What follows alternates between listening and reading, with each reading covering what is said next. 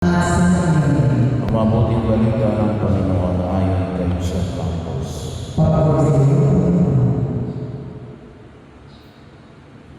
Noong panahon yung sinabi ni Jesus sa kanyang mga alagad, darating ang anak ng tao bilang hari, kasama lahat ng anghel, at tutulog sa kanyang malingang trono.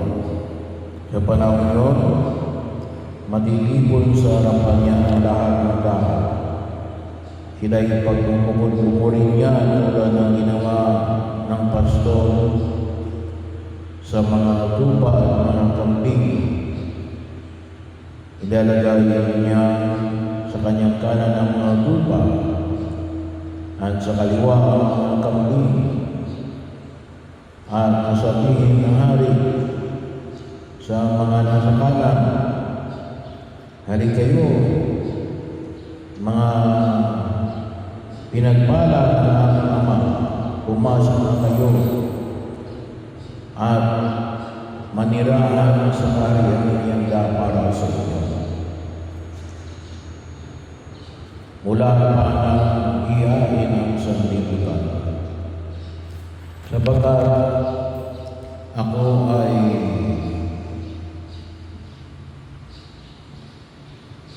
nagutom at inyong pinakain, nauhaw at inyong pinainom. Ako'y isang dayuhan at inyong pinatuloy. Ako'y walang maisuot at inyong pinaramdam. Nagkasakit at inyong dinala. Ako'y nabilanggo at inyong pinuntahan. Nasagot ang mga matuwid, Panginoon, kailan po namin kayo nakita na gutom at aming pinakain? O nakuha at aming pinainom? Kailan po kayong maging dayuhan at aming pinatuloy? O kaya walang maisuot at aming pinaramdam? At kailan po namin kayo nakita ng sakit? O nasa bilangguan at aming dinala? Nasabihin ng hari, "Pinasabi ko sa inyo, nang gawin ninyo ito sa pinakahanap sa mga kapatid ko nito, ito ay sa akin ninyo ginawa." At sasabihin naman niya sa mga nasa kaliwa, "Lumayo kayo sa akin, mga sinumpa.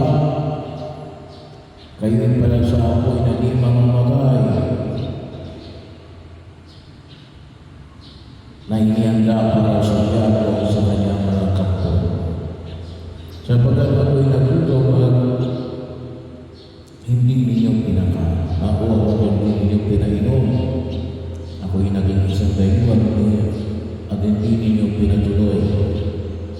Ako'y nawala ng may isuot at hindi ninyo pinaramdam.